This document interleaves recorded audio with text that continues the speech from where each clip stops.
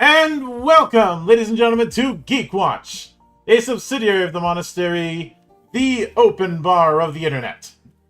I am your one and only gaming monk, better known as Mildra, and let me fix the model because the cutoff did not go where I intended it to go. Apologies for that, folks. New model comes with not necessarily scuff, but teething troubles. But joining me for this is one of our dearest good brothers, the man who roasts the leaves harder than me, which is saying something. Good brother Matty. Hello, and I'm not the worst one when it comes to roasting the leaves. Mm-hmm. No, but my policy with them is never stop hating. I will always be a hater. Yeah, as the time of recording, this was yesterday. It was the Sens at Leafs and the Montreal Canadiens against the Florida Panthers. Everybody won except the Leafs, which makes me happy in my head place. It's like that whole did you win this weekend? And everybody's like, yes, we did. And the Leafs off in one corner, no. By the way, if I sound off, I'm recovering from a seasonal cold.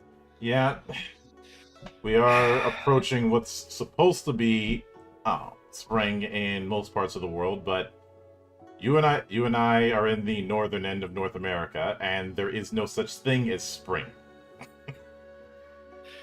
And there's winter, the melting, and then summer. Mm-hmm. And maybe one day or two where winter decides to drunkenly come back into the bar in the middle of April. For like a day. But as mentioned, we are going to be going through the numerous films in the James Bond series and doing a bit of a ranking setup. And as far as why do this now of all times, the answer is quite simple. With Amazon acquiring the IP from Eon Productions and MGM, there's a whole scenario on that, but Amazon now owns James Bond. Yes. Technically. And as a bit of an aside, I did have a Geek of the Week towards Pierce Brosnan because he was like, "Oh, the next Bond needs to be British," and I'm like, "Motherfucker, you're not British, and you played him a few times." And the OG one is Scottish. Yeah. I know. Now, if I want to be pedantically correct, he probably inferred United Kingdom with that comment, but I have to go on what he actually said. He said British, so that's the metric I'm going on. And keep in mind, if he said somebody from the UK, I don't think he would have gotten roasted the way he did. Yeah. But he didn't, so... More of an old man yells at cloud situation, though. Mm-hmm. Now, when it comes... I feel like this kind of thing was inevitable because MGM is already kind of under Amazon's thumb anyways. And there was also the fact that up until MGM got acquired, they were they were the bottom bitch when it came to what they were bringing in. Like nothing was working. They were on the verge of going under. Like if Amazon didn't swoop in and acquire them, they would have gone bankrupt. So it was a necessity. Mm-hmm. But since Eon Productions is, I mean, maybe some people will be brought in as a consultant. Who knows? But since any future Bond is going to be under Amazon's umbrella, that means we are at the end of an era. Because the production company that's been involved since day one may no longer be involved in whatever comes next. And for those wondering, Eon, everything or nothing, that's what it means. It was two people. It was Albert Broccoli. It was Broccoli and Saltzman. Those two guys, they came together, combined to purchase Ian Fleming's IP for James Bond and in the books. And they just made movies. A shitload of movies. Mm-hmm. Most of them good.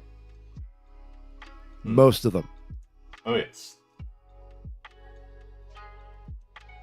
And we are gonna be going through all of them today. Now, obviously, we're not doing the letter grade tiers because whenever I do these tier makers, I don't like doing letter grade. That seems a little too easy, I guess. I can see why. And while we do like with the years of -5 stars, we do attempt to try and vary it up. It's still technically a letter grade, just vary up the title. And I have to credit Brother Mace for his suggestions regarding how we title this because I had a different approach at first. Naming them after individual villains, but his approach, I think, is a bit more fitting. So, from top to bottom, we have International Threat. These are ones that, even if you're not a longtime Bond fan, you can dig into these. You can recommend these. These are the movies you have seen. Mm-hmm. Have seen, or these are the ones that, if you ask any Bond fan, they're probably going to be required viewing. Now, below that is National Threat. These are the ones that are pretty damn good, but there's just one or two little asterisks that hold them back from being great. You know, the almost legendary kind of things. Just below that, we have Head Minion. These are the ones that are okay, fine. They get the job done. You're not going to lose brain cells watching. The Minion Army is you're going to lose a brain cell, but to quote Jeremy Johns, mm-hmm. It is a great time, but alcohol is required. Mm-hmm. Yep. So, and then after that, we have Who Are You? These are the ones that we do not advise unless you have sufficient amounts of alcohol. Probably something shaken and stirred. Long story short, we still don't know why these fucking movies were made other than just to cash in. Mm-hmm. So with that said, we start all the way back with 1962's Dr. No. Wasn't the first Bond story, but it was the first Bond film. Yeah, from what Casino Royale was the first book, but as you will find out, there is, as some of you may know, the Bond movies have a complex history? Mm-hmm. Question mark? Yeah, we can go. It's not as easy to explain. Mm-hmm. Let's put it that way. Dr. No belongs in National Threat. A lot of people think, well, this should be required viewing. This should be International Threat. The reason for it is it does suffer from a slow start. A lot of it is establishing and all that stuff. You think of a Bond movie as we know them today. This is not what you would call a traditional Bond movie. But it establishes a few things. It establishes Sean Connery as ruthless and a sex machine. Establishes Spectre, in a sense. And establishes Bond. Yeah. James Bond. And the catchphrase. Something I should note is, Dr. No came out in 1962. You know what also debuted in 1962? Playboy. There you go. But, of course, 1 year later, we have From Russia with Love, from 1963, which, as far as box office went, actually did better by a significant margin compared to Dr. No. If we're being honest, this is the one where you put international threat. That is S tier. If for nothing else, the book it's based off of what is one of John F. Kennedy's favorite books. So you knew there was going to be some North American popularity just based off of that. Add to the fact that you had the guy from Jaws, Clint from Jaws, as the villain. And no, this was not El Drunko, you went crazy. For those video game fans out there, Dark Link. Bond had found his Dark Link. And the movie itself is Dr. No, but in a bigger sense of the word. It is a sequel in a sense. And good Lord, how it's fun. It's fun.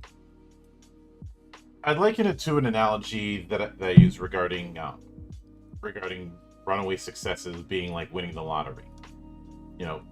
Some people move into a massive house because they think that's what they have to do, but they don't know how to maintain that bigger house. Yeah. The smart people don't move into the bigger house, just refine what they already have to make what worked better.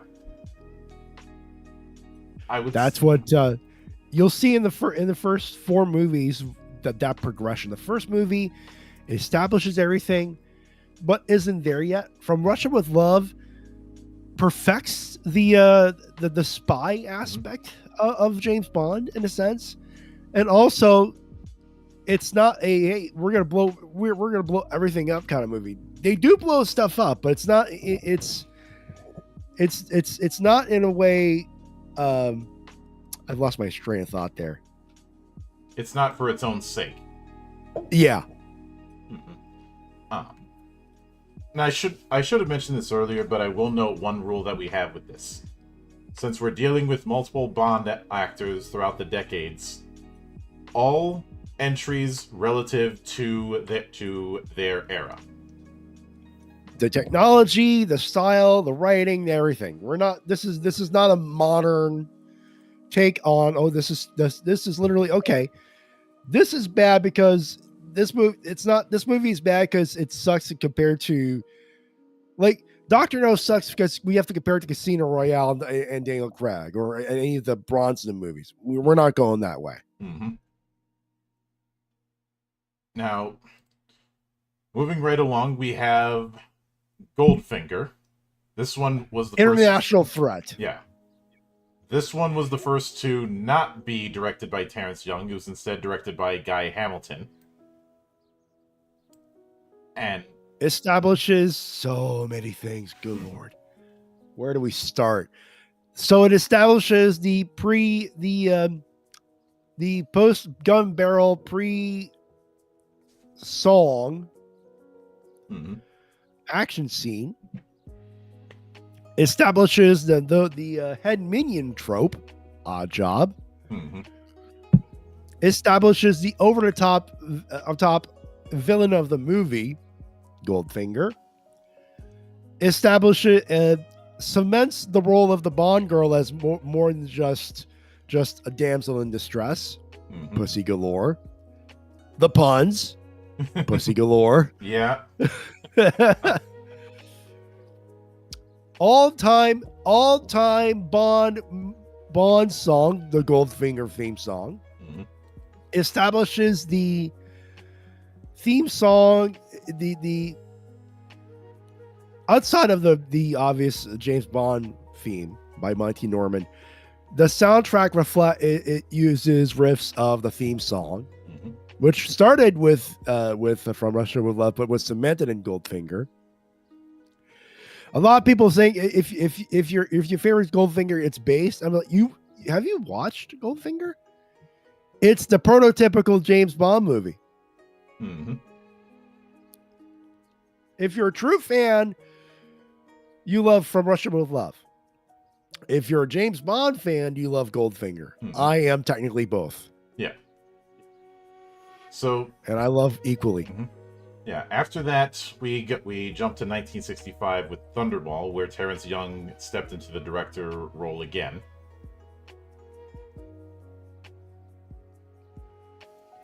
This one's tough. For those who know your history, now we were talking about. So the movies we're discussing here are the Eon movies. Mhm. Note the movie Never Say Never Again is not part of that list because it was never officially produced by Eon. The rights and the movie itself got purchased by Eon Productions decades later to make it officially part of the Bond franchise. But technically speaking, canonically speaking, Never Say Never Again does not count on our list. Mhm. The biggest reason why is this Thunderball movie was supposed to be the first big Bond movie. Ian Fleming sold the rights to some dude whose name I cannot think of right now. And they said, and they partnered together to make a movie. And Ian said, well, I'll write a book called Thunderball. They wrote the script. Things wound up falling through. And Ian just decided, I'll finish the book, clean it up a little bit, release it. The other guy didn't like it. So Thunderball went from being the first movie to being the fourth movie after talking to that one guy. Mhm.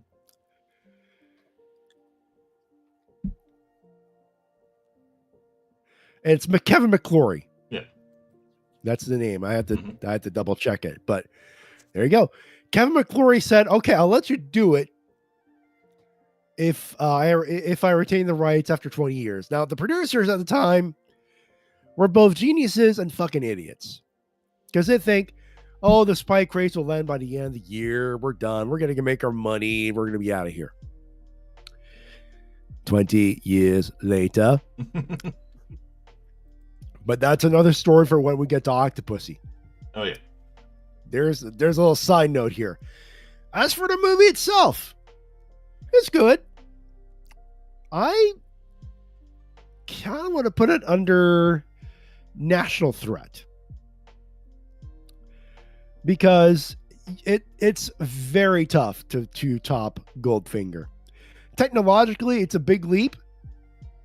The aspect ratio changed and it gives the movie a broader scope, which is great. Mm-hmm. But we're going back to tropical places. Kind of a step back in a sense. And it's tough to top Gert Frobe's Goldfinger. And the guy who played the main villain in Emilio Largo. He did good. He did his level best. But again, sequelitis is a bitch. Still a good movie, though. Mm-hmm. And Tom Jones belts out an all-timer. Yeah. Now, on the tier maker page that I do have, the 1967 Casino Royale is on the list, which I think we can briefly touch on. even though it's technically a late It is edition. technically not Eon Productions canon, Yeah. but the movie itself was kind of like in the same boat of bunch of producers said no, said yes, said no, and they said fuck it, let's just make funny.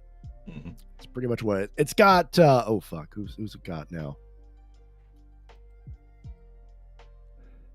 Now my Woody Allen impression. Yeah, it has Woody Allen. That was one of the characters. So there you go. Hmm. That should tell you all you need. Yeah. So you'd say head minion for 67 Casino Royale. It's a curiosity. So head minion, yeah. If you're curious, grab a couple of beers, couple of friends, have fun. Hmm. Yeah. So getting back into the main canon, the next one we have is You Only Live Twice. This is where we begin to go. Oh boy, they the writers and producers like their stereotypes. Yeah. And this was another director change because instead of Terrence Young again, we get Lewis Gilbert. He would come back. Hmm. He would come back.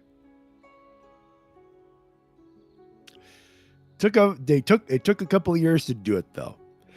So this was supposed to be it's a big venture in Japan. They go for the stereotypes, but it's not egregious yet. You could tell Sean Connery was tired of the role, wanted to, he wasn't a big money guy, but he was good he may not be the best in math, but he could do the math. He was like, look, pay me or get me out of here. They chose to get out of here. And you could tell clearly Sean Connery was tired.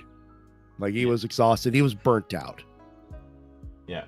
And so would you say head minion or national threat? Because I think those are the two I'm going back and forth on. Yeah, the head minion. Mm-hmm. Because it's still Sean Connery, he still brings it. But you could tell that this was, I mean, if it does exist, I guess, run of the mill. Mm-hmm. They've gotten the formula down. Yeah. Though I will something I will state that's kind of funny about the whole him trying to get out is the film that he would take shortly afterwards to avoid getting typecast. Yeah.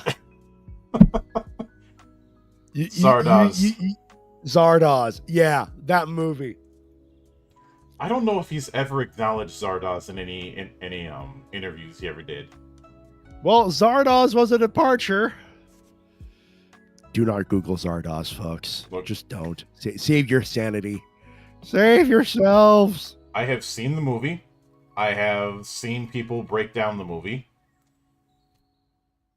I have rewatched it and tried to study it as I've grown older. I still cannot tell you what the fuck is going on in Zardoz. I have seen that thing a dozen times over the last 30 years. I still have no idea what it was supposed to be.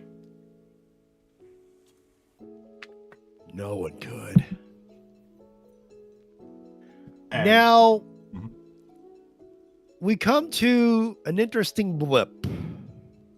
Yes. Live and Let Die. 1969. No. Oh. We have your Majesty's Secret Service. Majesty's Secret Service. I don't know what I was thinking. So that you're skipping a couple of movies there, bud. What's going on? I think I got cross-wired looking at my list. Oh. But this one was the one-off appearance of George Lazenby as Bond. This one does provoke controversy. It's the one movie that does not include that from the original franchise, from the original time, that does not include Connery for obvious reasons. Mm-hmm. A lot of its controversy happens after the movie. You know, Lazenby and more infamously his agent at the time thought, "Oh, dude, you don't need this shit. Get out of here." Here's the crazy part. I would have seen more movies from what they were doing with Lazenby. Because it's a tonal shift, but it's not a bad tonal shift. Spectre has figured more into it. Speaking of Ernst Stavro Blofeld, played by Tully Savalas, and I think he's an underrated actor in this movie. Mm-hmm. He brought an internationalist to Blofeld's character, and I think he knocked it out of the park. I would have loved his portrayal of Blofeld against Connery. Let's put it that way. But I'm thinking because of the amount of asterisks that Her Majesty's Secret Service has, I feel like it has to be a head minion. It's weird because the movie itself is so good you could put national threat on it, but I have to agree with head minion. There are so many asterisks that you could think it's skippable, but it's canon. It's actually explored in the Roger Moore movies as well. Like this is not an ignored movie. Oh yeah. But next we jump a couple years to 1971, where the spy thing is still a thing. In fact, it's only grown, because by the time we get to the 70s, you get other production companies trying to jump on the thing, and even Doctor Who got in on it around this time. Like 70s, that'd be the Pertwee era, which didn't outright say it, but you can see the spy DNA looking at some of those stories. Well, the third Doctor was fond of his gadgets too. Mm-hmm. And well, diamonds are forever. I mean, we'll put it at head minion. Mm-hmm. If for nothing else, I don't know how else to describe it. It's not a bad movie per se, but it's one of those, they had to bring Connery back. They paid him a lot of money, and they looked like they were having a lot of fun. Mm-hmm. The movie itself feels clunky. First you kill, and then plastic surgery clones, and then Blofeld, and then you got the two dudes who technically have one of cinema's first mainstream cinema's first gay couples, and not in an overt they're a gay couple way. Like, it's just two dudes doing their jobs and having fun. Mm-hmm. But you know they fucking let's not even hide it. This one suffers from ditzy Bond girl that really felt superfluous. Yeah.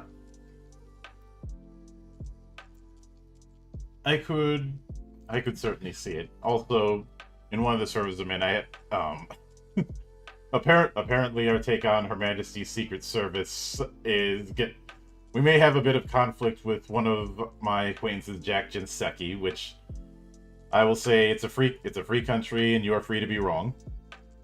All right, I only have the YouTube chat up. I probably should have the Twitch chat up as well. It was not the Twitch chat. It was on his server when I shared the link. He had tagged me in response, but hey, like I said, it's a polarizing movie. Mm-hmm. So I don't blame him. Yeah. But yeah. So the Bond girl played by Jill St. John is a ditz. Mm-hmm. Some of them are ditzes in this. Yeah. But after that, we go into 73 with Live and Let Die, the first Bond that had Roger Moore as the actor and Guy Hamilton returning as director. So this is where I go into saying I don't like Roger Moore, generally speaking, as a Bond. Not for the actor, because the actor is good and he has his quality as James Bond. Mm-hmm. One of my favorite movies of his is A View to a Kill, but that's more of an ironic love than anything else. Connery was the ultimate James Bond, smooth but cold. Could be vulnerable, but when it's time to do a job, there is no love, only bullet to head or heart. Roger Moore, and this is part was a smooth operator. Mm-hmm. And the producers cashed in on that by going, and this is the first few movies. Kind of they were thinking, hey, we'll do more movies like the Sean Connery movies. It did not work that way, but they kept it to, okay, we could go outlandish, and James Bond will still have his martini in his hand, going, all right, let's see if we can save the world today. Mm-hmm. Not like he would no-sell the circumstances and get back to work. More leaned in on the quips, more puns, but again, smooth. Mm-hmm. Like, yeah, he would have a smile, but he acted as if he would act as if nothing could raise his blood pressure. In Live and Let Die, though, I think a lot of people knew that it was not going to be on the right foot, and the British writers do not know how to write Southern black people to save their fucking ass. Yeah, pretty much. And for my credentials, you see my mug on the computer screen here. Hey, my Deanna from Dimensional Warrior Spielbahn cosplay. Thank you very much. I know I look pretty. I'm white, and even I'm like, ugh. Here's a bit of a conspiracy theory on my part, because we're dealing with the early 70s. So this would be right around the time that you would start to see the early movements of blaxploitation cinema. That's exactly what they cribbed from. A lot of blaxploitation, especially Shaft, where we're getting popularity, and producers smelling money. What blaxploitation one flick? Mm-hmm. See, in the early 60s, they established a genre. Mm-hmm. In the 70s, they sought to replicate whatever genre it would be to make even more money. Yeah. This was blatant. But I will say this. It's put in head minion because if it weren't for some of the obvious cash-ins, this would be national threat. But it suffers from the attempt at blaxploitation by British men in typewriters. And one of the worst villain deaths of all fucking time. I can't hide it. That was just dog water. Mm-hmm. It does save it from going to Minion Army because Paul McCartney and Wings, Live and Let Die. Oh yeah.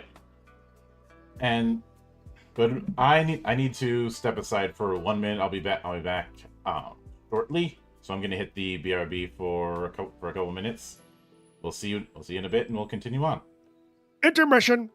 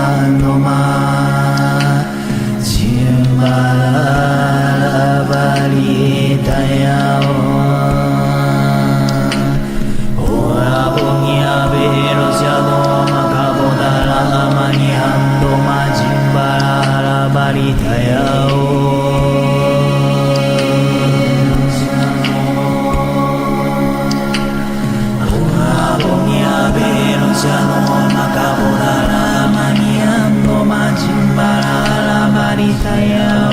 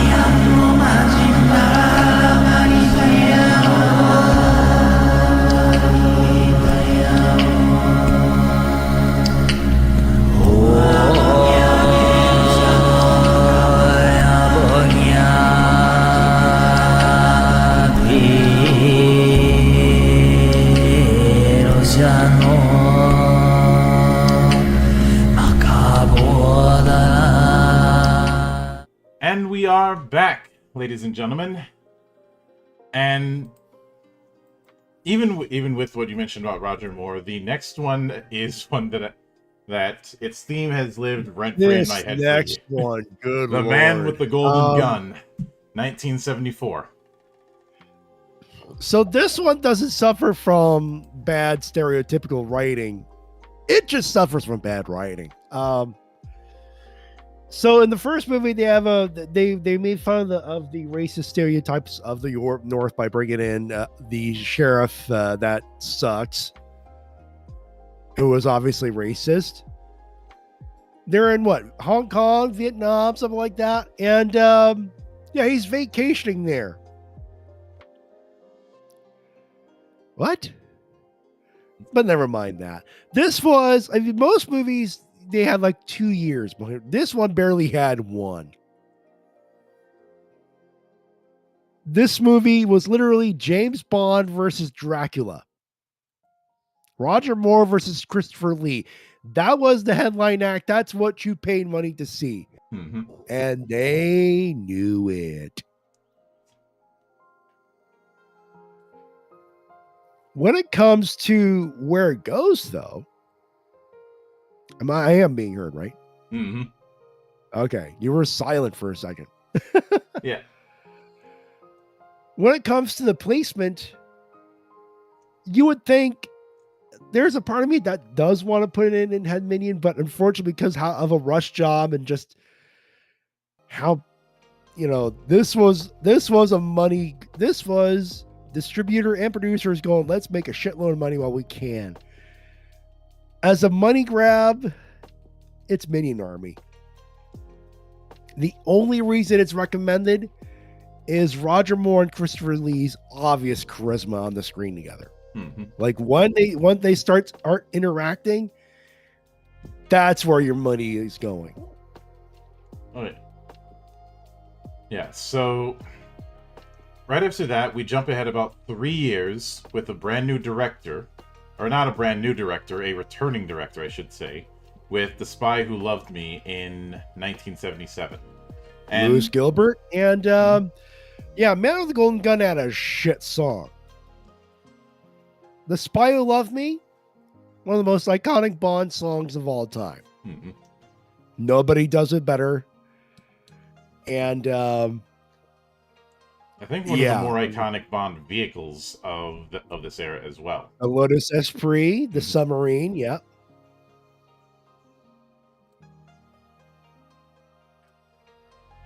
Now, a lot of people are going to think this is international threat. I would argue national threat. The movie itself, it's literally there are missing submarines, and both the KGB and MI6 are tasked. James Bond and Agent Triple X, who is a woman, Amasova.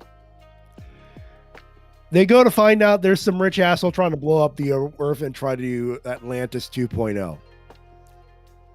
And the head honcho has webbed hands.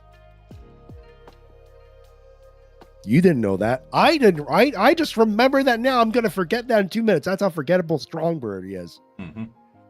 The only reason that the villains are a memory and Stromberg is a memory is its head minion Jaws. Yeah, and surprise, surprise, Jaws would have such an impression that he'd be brought back. He would be brought back, and he was. Yeah, one thing about the early Roger Moore Bonds, outside of Christopher Lee, none of them are very, very memorable. Mm-hmm. They brought in Jaws in the next movie to class up the joint. Let's put it that way.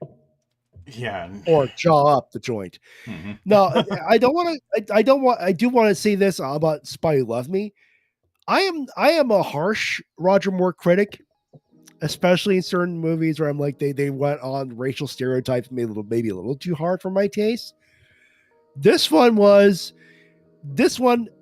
established Roger Moore's smoothness as Bond. Like in the first few movies, it was Roger Moore trying to act like Sean Connery. This movie gave Roger Moore the chance to be, you know what? He remained smooth no matter what. Calm under pressure. He would still be a ruthless killer, but he would drop a quip like it was nothing. One of the like Josh's partner, before he drops him, he's holding on to his tie before falling to certain death. He goes, "Where is he? Where is he? Where's Fakesh? Pyramids!" Slaps the tie and he falls off. Bond adjusts his tie, smooths it out. What help the chap? Mm-hmm. So this movie establishes Roger Moore's delivery of Bond, and it's the first movie where he truly makes the role his own. So for that, it is national threat. But again, the villain is the one thing. The head villain is the reason Spy Who Loved Me for me isn't international S tier or international threat. Mm-hmm. They did not. They could not do. Again, Goldfinger, but with oceans. Yeah. And then after that, we jump ahead another 2 years with Lewis Gilbert again. This time with Moonraker. And so, little known fact about that movie. Mm-hmm. So, for those of you who know the Bond lore, know that at the end of a movie, you see the thing called James Bond will return. And the early movies, they would go, James Bond will return in this movie or that movie. The Spy Who Loved Me said James Bond will return in For Your Eyes Only. 1977 happens, and just a few months after Spy Who Loved Me, Star Wars happens. And remember what we said about Eon Productions jumping in on a fad to make as much money as possible? James Bond in space. I remember That's what Moonraker is. I remember finding Moonraker to be weird when it came out. Not when it came out. I'm not that old, but when I saw it as a young kid, and even you are not alone. because James Bond always had was rooted in some reality. Like there was Cold War tensions. There was, Spectre gave it an air of surrealism. Some of the gadgets gave it that as well, but it was rooted in this reality that this guy evil, this guy wants the other side to win. This one, you watch it now with modern sensibilities, you wonder how the fuck does that work? I can only imagine people going into this going, how the fuck does Bond survive in space? This is one of those where it's like, yeah, they were cashing in on the Star Wars gimmick. And Hugo Drax,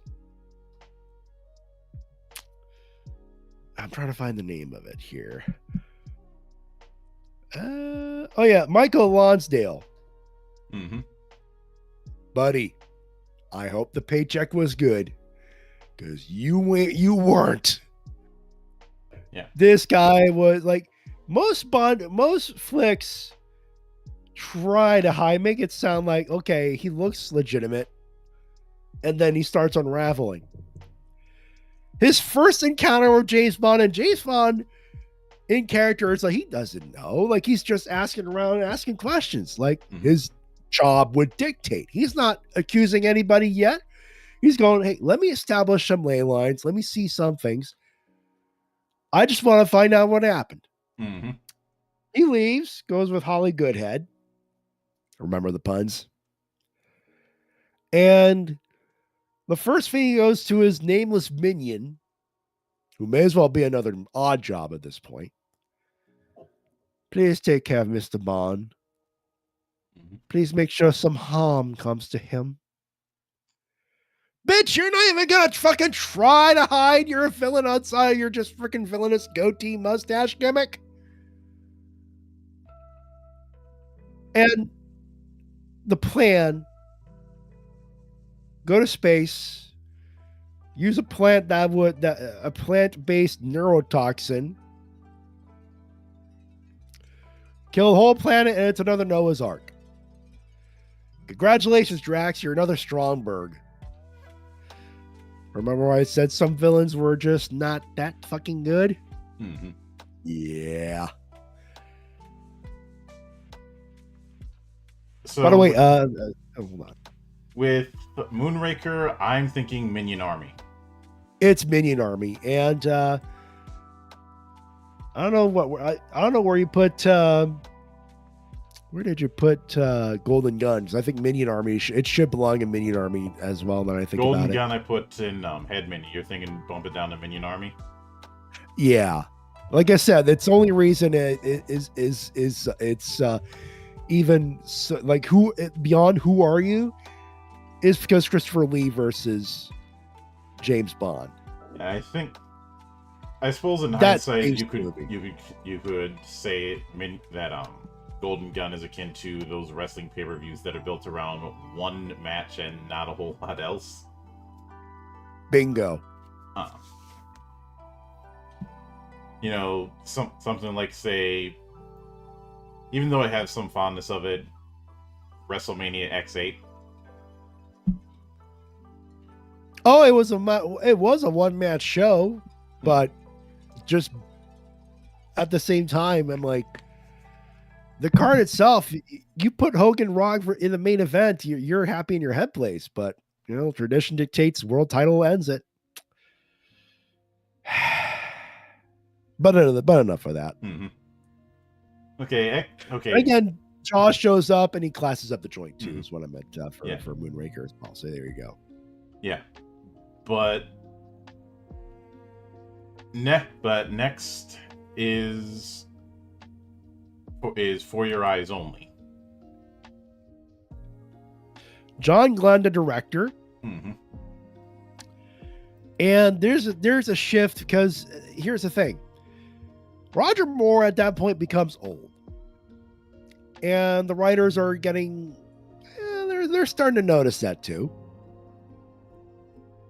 So this is more of a, okay, This is a different kind of Bond movie where it's, yes, there's still the tropes, but we're trying to figure out what happened to the thing. There's a MacGuffin chase, still at a height of a Cold War stuff. Mm-hmm.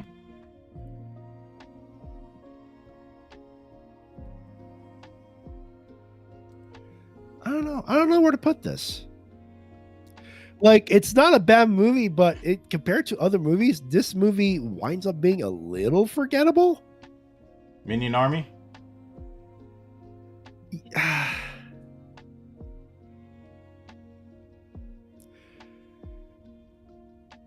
See, we'd be comparing it to Live and Let Die and Golden Gun. It's not that bad. Yeah, I'd say in that case, Head Minion. It's Head Minion. Like, if it's on, you can watch it. It's your run-of-the-mill Bond movie, and you know what? Even when it's run-of-the-mill, it's good. It's a different vibe. It's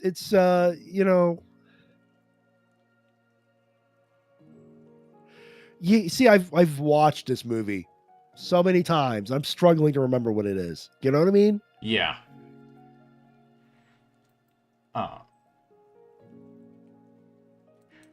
So after that, we once again jump forward a couple years.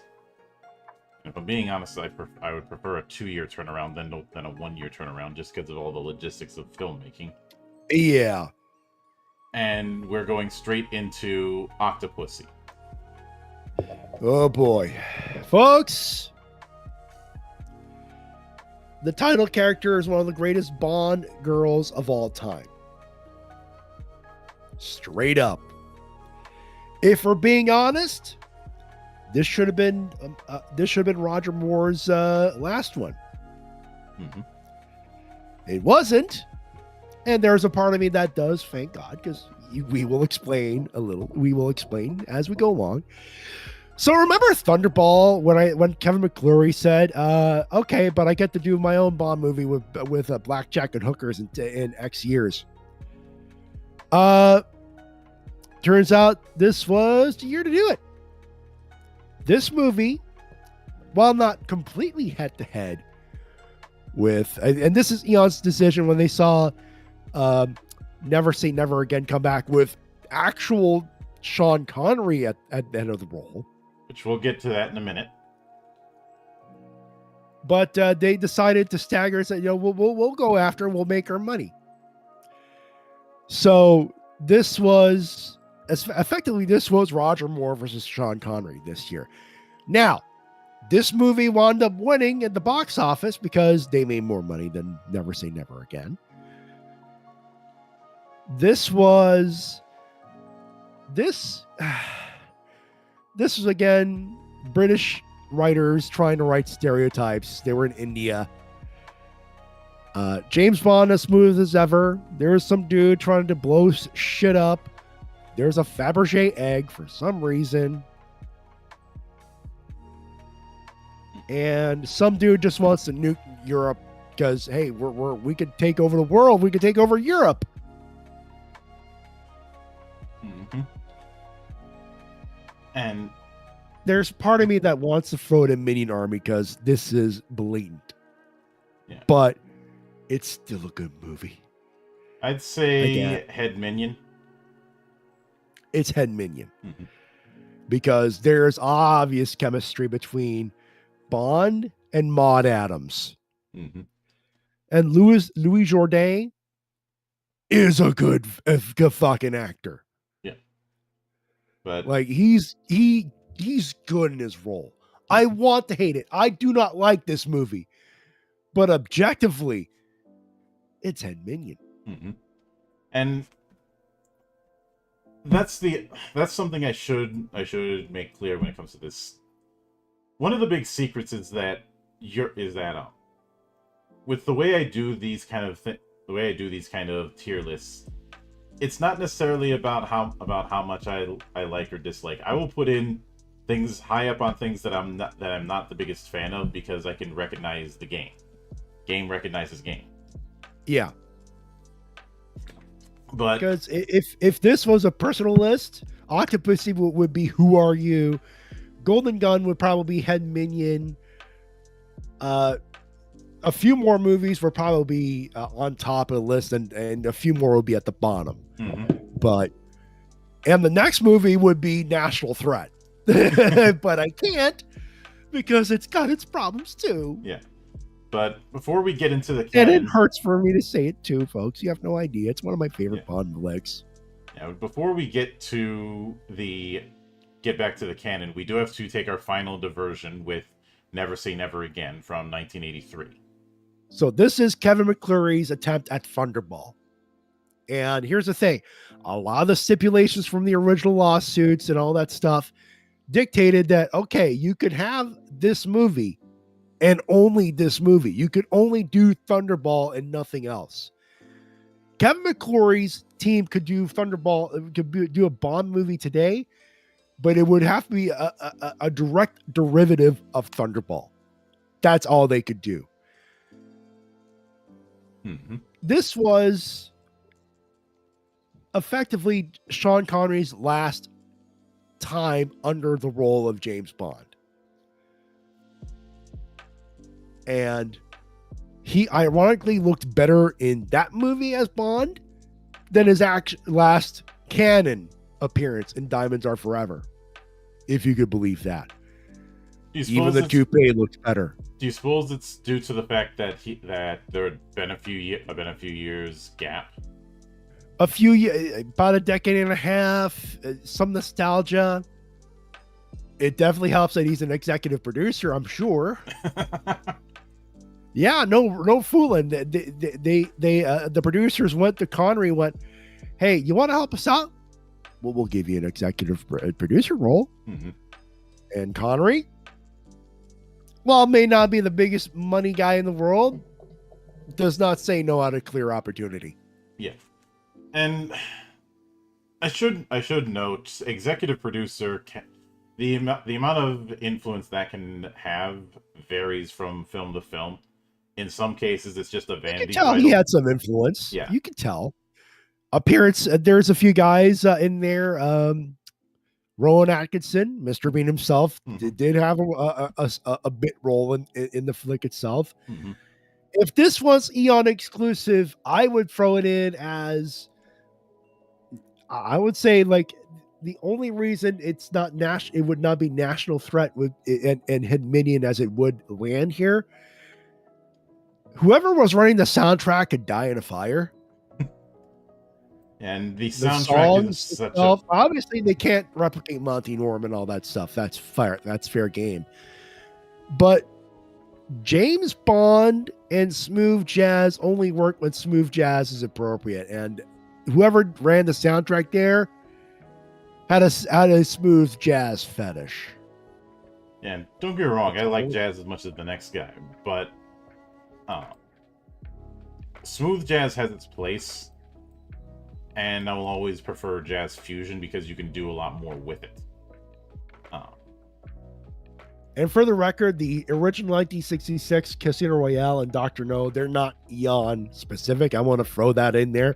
They don't belong on this list because we're doing the Eon movies only. But if you're going to throw them in there, we'll throw them in there. But it's Head Minion as a curiosity more than anything else. I'd say the behind the scenes regarding all the legal tumult that resulted in the movie overshadows the interest in the movie itself. It's one of those cases where the drama is more interesting than what Macho Man would call the stuff on the video scope. Yeah. The movie's fine. Like, there's a couple of death scenes that are Bond worthy, to say the least. So, like I said, if like you've thrown it in there already, I see it. But again, if we were thrown in the non-Eon ones, I'd be like, yeah, that's where that's where he would land. Unofficially Head Minion. Yeah. But then we shift over to the canon series with A View to a Kill. This would Oh, be folks. the last one that Roger Moore would do. Roger Moore versus Christopher Walken. Do I need to say anything else? Yeah. Fucking if this was a person list, international threat above everybody fucking thing else, including including Sean Connery's Goldfinger. Go fuck yourself. Mm-hmm. This is a clear nostalgic favorite for me. Objectively, it's Ed Minion. This Roger Moore clearly hung around the role too long. And the producers hung around Roger Moore too long. And this movie shows it because they have okay, let me get the list here. Because there are some good things in there. Obviously, Christopher Walken fucking rocked in this role. Mm-hmm. You have Tanya Roberts as the main protagonist, Bond girl.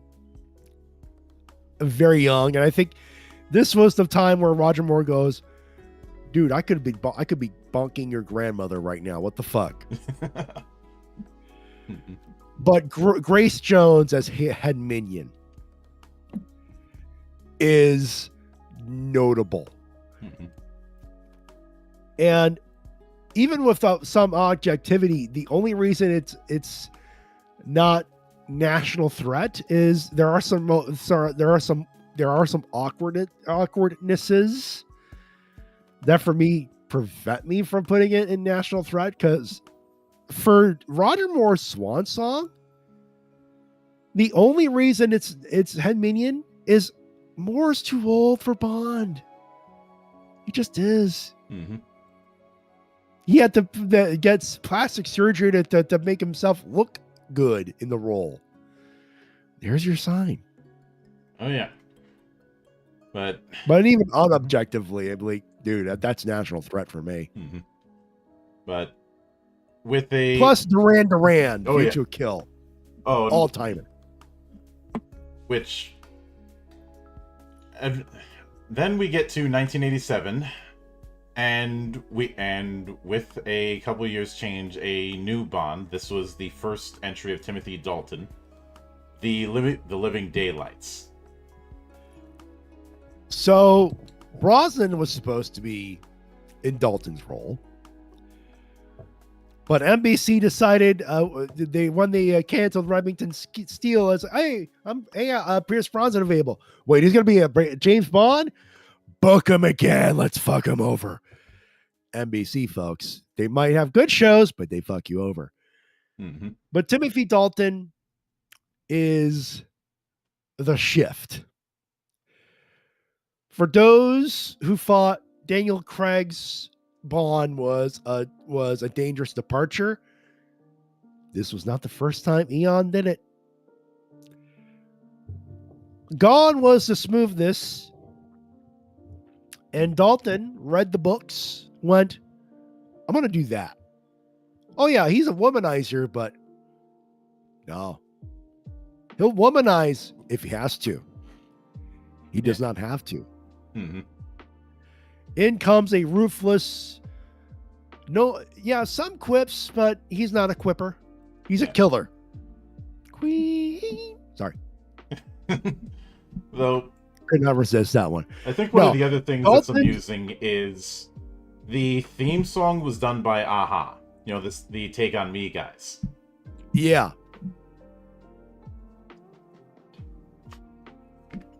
It's not bad, but it's very clear that Aha's lead singer was messing around with his thesaurus when you really look at how he talked. Little bit.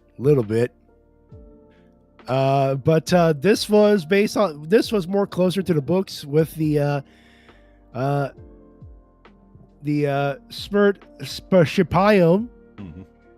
Spionum, which meant death to spies. And yes, I goofed up the pronunciation.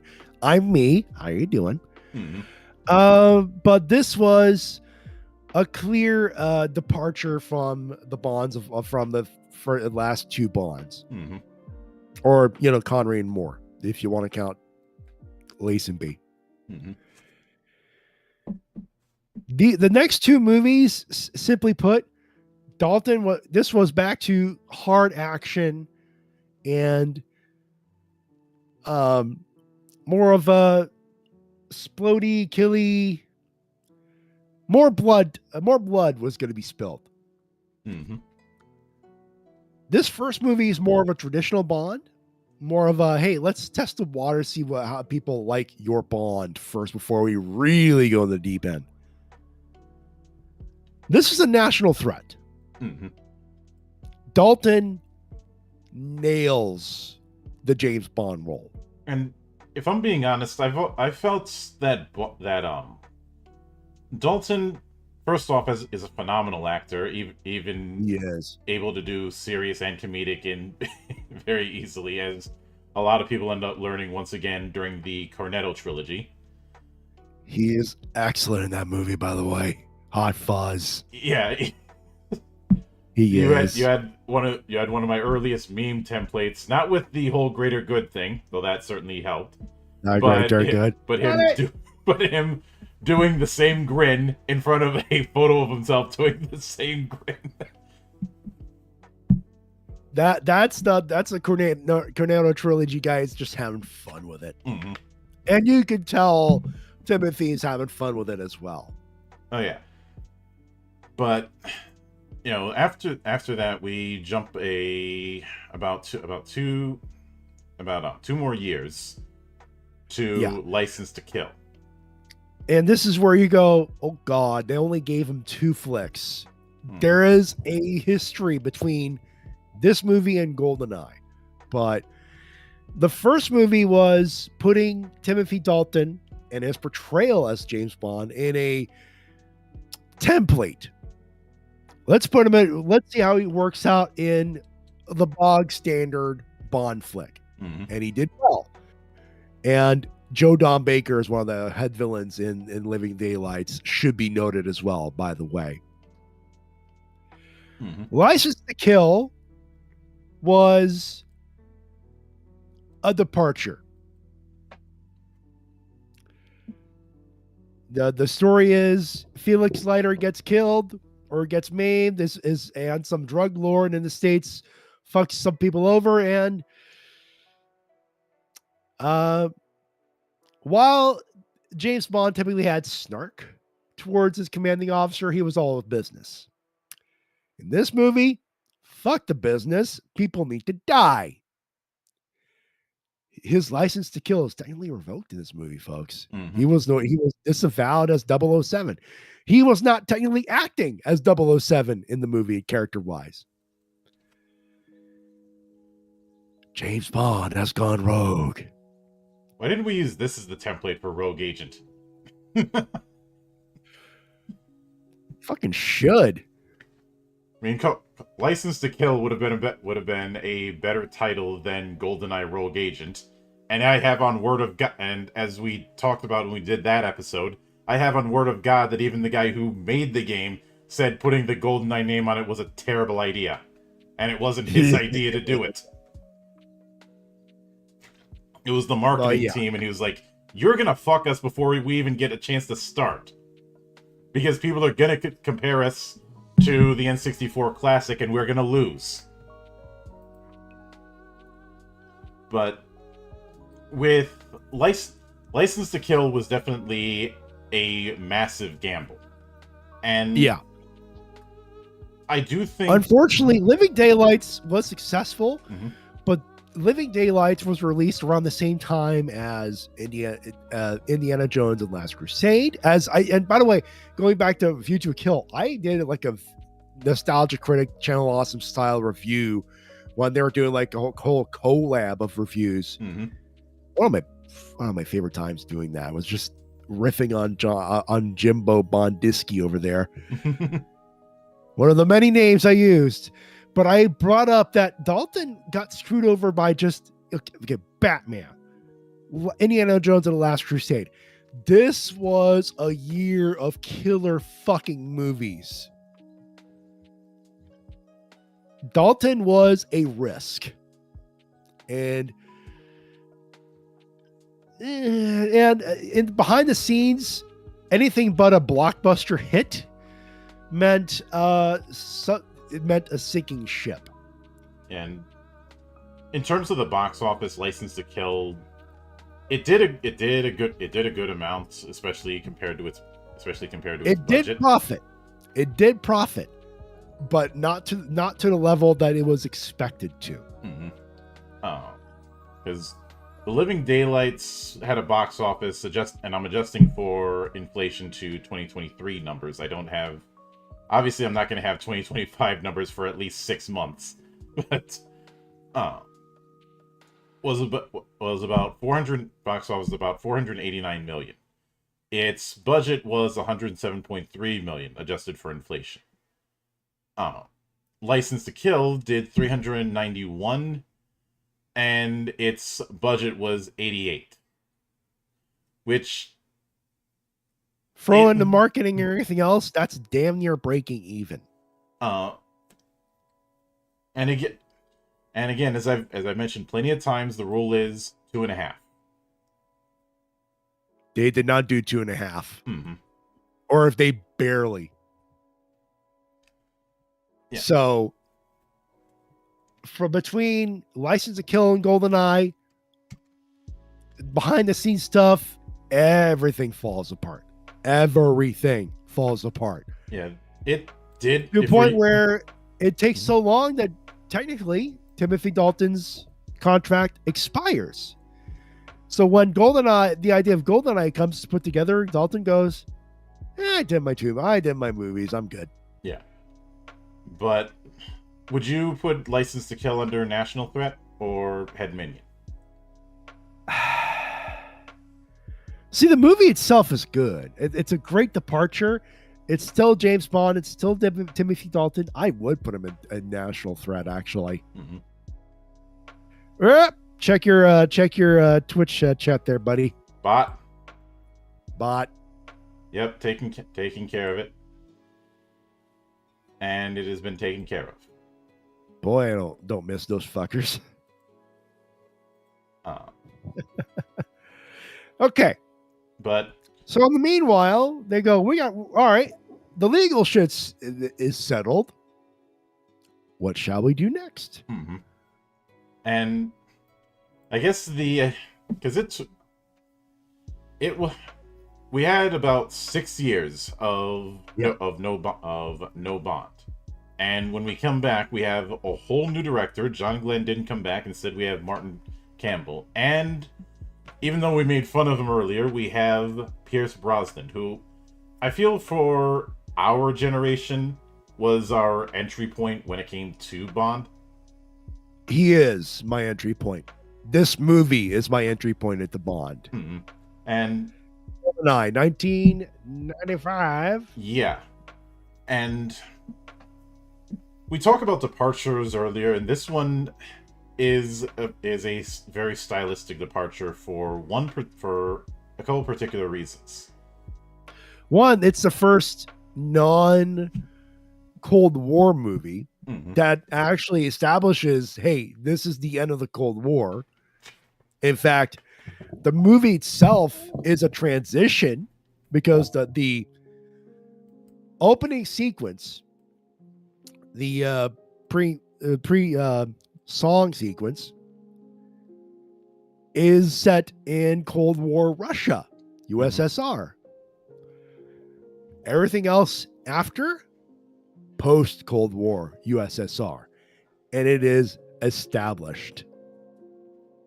Yeah, and one of the major themes with GoldenEye is portraying James Bond as an old cowboy post the taming of the West.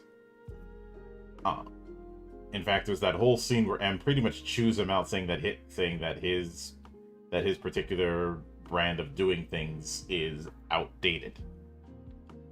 Judi Dench as M, by the way, which excellent. I'd say there's always been a degree of a tense relationship between Bond and M. I'd say when Judi Dench took over, it was even more so because Dench established herself as someone who is taking nobody's shit. And you also have 006 is a very personal kind of villain compared to what we've seen in the past. So I guess Trying to find the quote, actually. Just give me a second. I guess the best way to put it is a view License to Kill is the cocoon. GoldenEye is the butterfly. Yeah. Like the Timothy Dalton movies was a testing of waters in a sense. GoldenEye was getting very much this is what we wanted to do to move the franchise forward, but keeping the spirit of James Bond alive, because there's still a fucking tank driving scene, and again, Bond smooth as ever. Brosnan brings a little bit of Connery's ruthlessness, but maintains the smoothness that Moore had. Both, and obviously Bronson brings his own brand of smooth that he had with Remington Steel and otherwise. So he good. He a good Bond. Yeah. And I would say GoldenEye is an international threat. Like, this is one of those that you use as a gateway drug. Without a doubt, international threat. That Sean Bean as 006, aka Trevelyan, aka Giannis. The story itself, the betrayal, the betrayers, the Lance Cossacks, as first established by Robbie Coltrane's Zukovsky. There's a lot of iconography, and Joe Don Baker's back. This time representing the CIA. Yeah. And of course that one was a massive runaway success, getting like twice what License to Kill did. And adjusted for inflation, GoldenEye made about $800 million and change in the box office. And Tina Turner. Again, GoldenEye, Tina Turner. Yep. All-timer. But every Bond has an all-time song. Roger Moore got the benefit of two, but you know. Oh yeah. And then 2 years later we would get Tomorrow Never Dies. Brosnan came back, but Campbell didn't. Instead, it was directed by Roger Spottiswoode, who certainly had a lot of credits, but you know, a few years later he would do, but unfortunately one of those credits is Stop or My Mom Will Shoot. Like I look at his films, and this is what we have. Terror Train, which I've never seen, The Pursuit of D.B. Cooper, Under Fire, The Best of Times, Shoot to Kill, Turner and Hooch, Air America, I already mentioned Stop, Mesmer, The Sixth Day. Let's put it this way, Monk. This was just a fucking high point. Technically, yes, because 3 years later he would do The Sixth Day, which I mean, I have a soft spot for the Whispercraft in that movie, but that's it.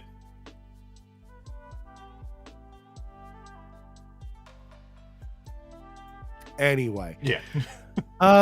So this is a movie where you have Terry Hatcher, who was thrown in, I guess. Richard Stamper by God's Auto, who is just another Jaws, but just less lethal and much more killable. Pierce Brosnan and Michelle Yeoh had a great chemistry, but you could tell that this was thrown together for this was A, thrown together, and B, Jonathan Pryce for as foreshadowing as his character wound up going, especially nowadays, was not good. The movie's fun and all. It's one of my favorites of all time, but again, objectively, this is Head Minion. Mm-hmm. I will note that I do appreciate that they did a tribute in the end credits to Albert Broccoli. Yeah, they this is the first movie after Albert Broccoli's passing, and he would have liked it. Yeah, this is a return to GoldenEye. Was a departure of sorts from the James Bond template of movies.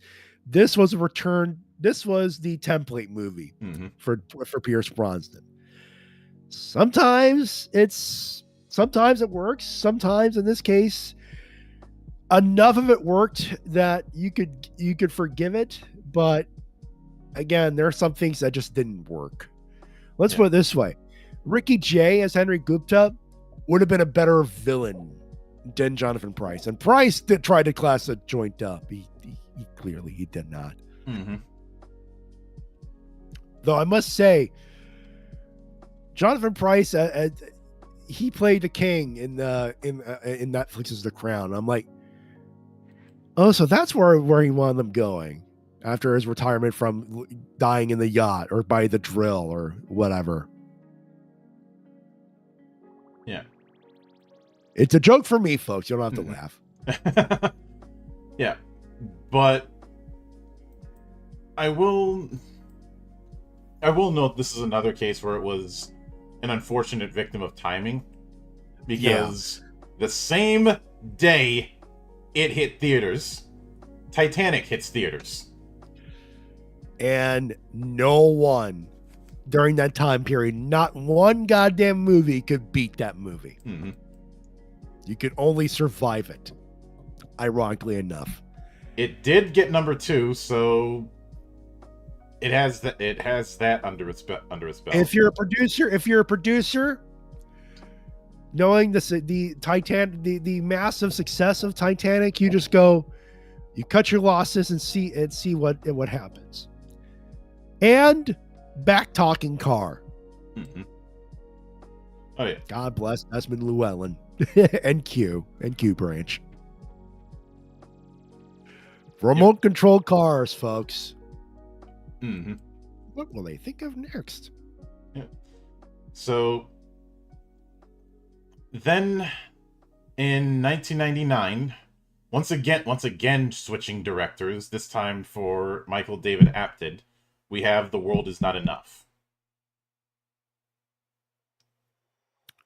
Another small departure from the template, but a template movie nonetheless. Also, you take away GoldenEye out of the equation, this is Brosnan's best. And as far as what it made the box office of the ones that he did, this one raked in the most. Actually, I have to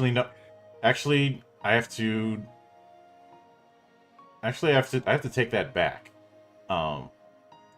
Adjusting for inflation. Okay, this is a bit odd because like the actual box office and then the adjusted for inflation, it still has GoldenEye at the top. I think the math is off because the actual box office for GoldenEye was $352 million. The one for The World Is Not Enough was $361, so it should have beaten it. But then you get to the adjusted for. I think it has to do with the time frame years wise. Yeah. History and economics is very weird, and this is your expertise, technically.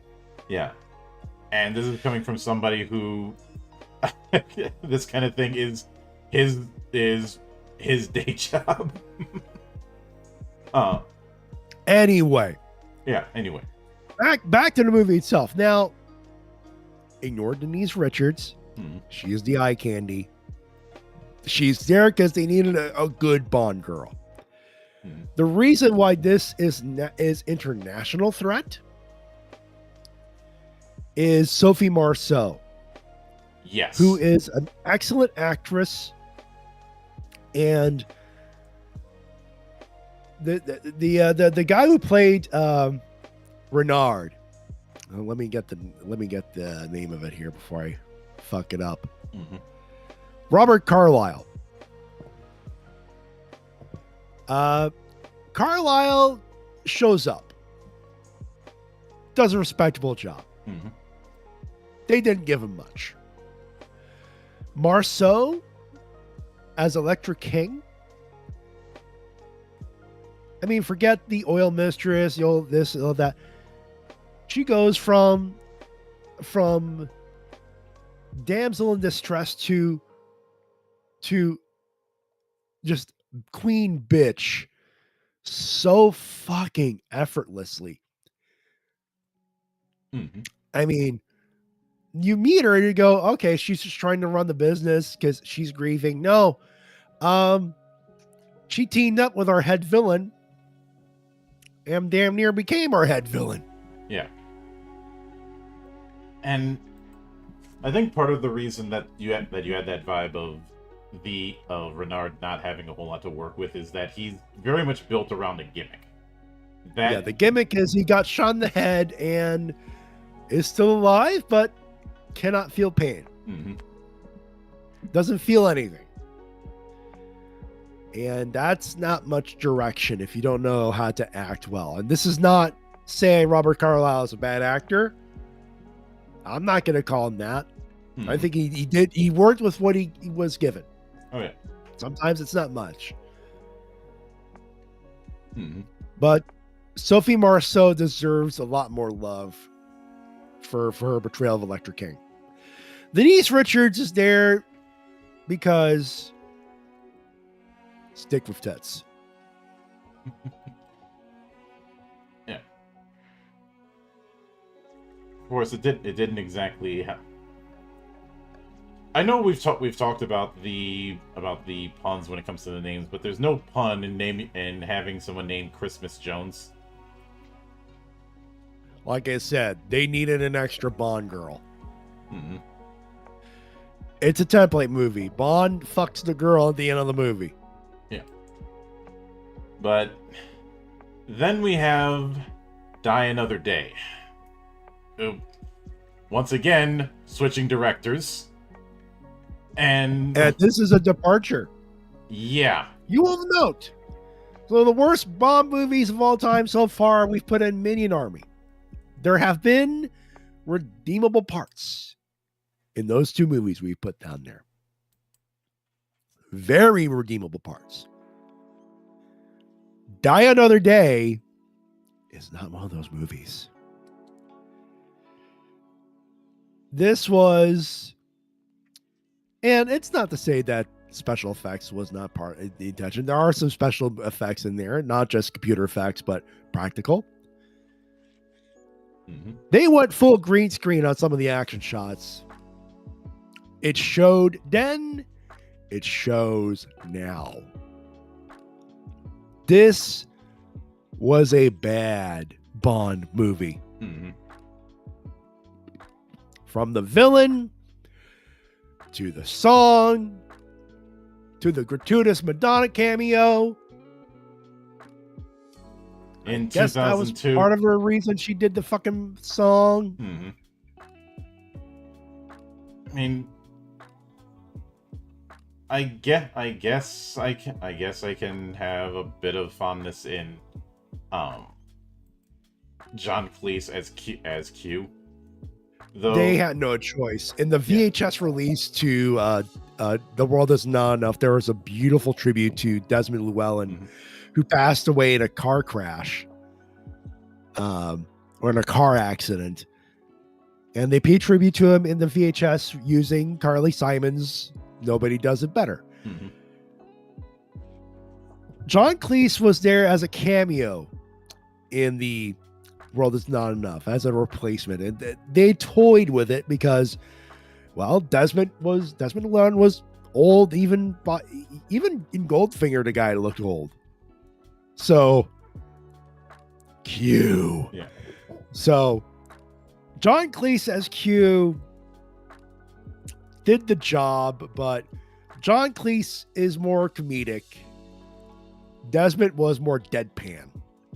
And Just read the thing, didn't know what you called, but could pronounce it correctly. That's why that whole line about "I never joke about my work" doesn't quite work coming out of John Cleese, because I'd say most people, their main understanding of Cleese is going to be his comedic work, especially in stuff like Monty Python and the like. And when a guy says I'd never joke about my work, and the majority of his work was joking about it. That, and the year before, the main thing I remember about his appearance in Tomorrow Never Dies was the over-explaining about the jacket. No, that's World Is Not Enough. Yeah, World Is Not Enough. But still, he was trying to do a parody of Q. Mm-hmm. When the role called for actually being Q.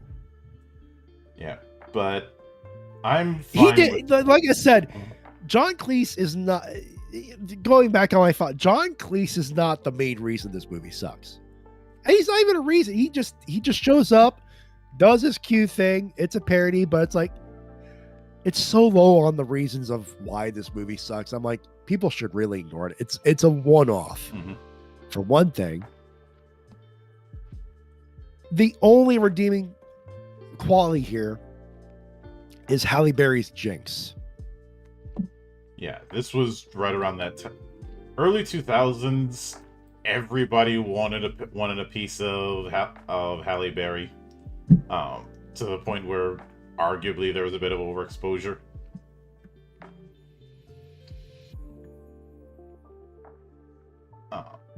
Sorry. Yeah, this was, remind me, was this before or after Catwoman? This was before. Catwoman was 2004, 2005-ish, I want to say. And Die Another Day was 2002. So this was her first real bomb, and it's not even her fault. And it's not even a bomb, because it still made bank, but oof. Yeah, Catwoman was 2004, I checked. And obviously, everybody knows about how much of a massive bomb Catwoman was.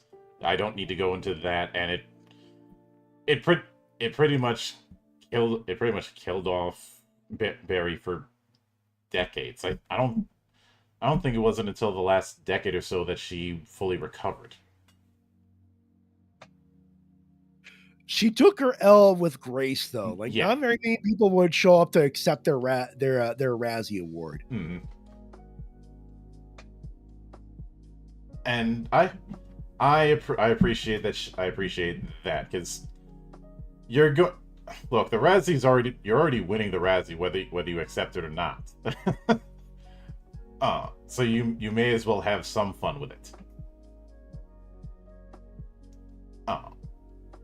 But after as much as I enjoy Brosnan's run, one of the things that you do kind of start noticing over the years is an inability to keep directors from year to year.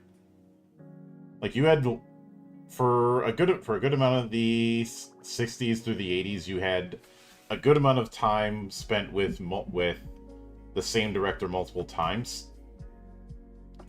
But all of Brosnan's movies were done by a different director. Yeah. To be fair, I think it's more a tribute to how much of a grind making these movies can be. Mm-hmm. I remember, like, one of the big disconnects from this movie was the director did not do action, did more drama. So that's why the drama and they would do the drama bits, and then the action bits would just connect. Mm-hmm. For some reason. Oh yeah. And on paper, getting Warren Lee Tamahori to direct wasn't a terrible idea given what he had done before. Because the year before that, he did Along Came a Spider, which was an Alice Cross adaptation. And back in '97, he had done The Edge, which was a lot better than it probably had any right to be. Uh, but working on that the year before, I can see why that would make him appealing. But if I'm being honest, this is far more of a producer movie than it is a director movie. And I think Yeah, that this was is the problem. executive meddling the movie. Hmm. But then we jump ahead about 4 years to 2006, and they somehow get Martin Campbell to come back. I don't know. Maybe they backed up a dump truck full of money to his house. He wasn't made of stone. And this is where we shift away from Brosnan into Daniel Craig. And again, Eon Productions Hmm. showing their weaknesses, showing their weakness again, seeing the movie trends. Went full spy flick. No, not James Bond spy flick. The Bourne franchise spy flicks. The Tom Clancy style of spy Tom fiction. Clancy, Mission Impossible, over the topness, but gritty realism. Hmm. Here's the thing about the James Bond franchise. Yes, there is rooted in realism, but the reality is sometimes you need a nuke. Standard spy work, yeah, it's great for thriller, but for James Bond is puns and action, and some hot babes.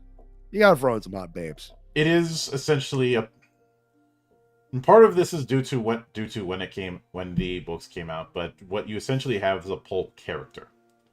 And I kind of talked about this a while back when I was on RV Talks talking about my experience with Goblin Slayer.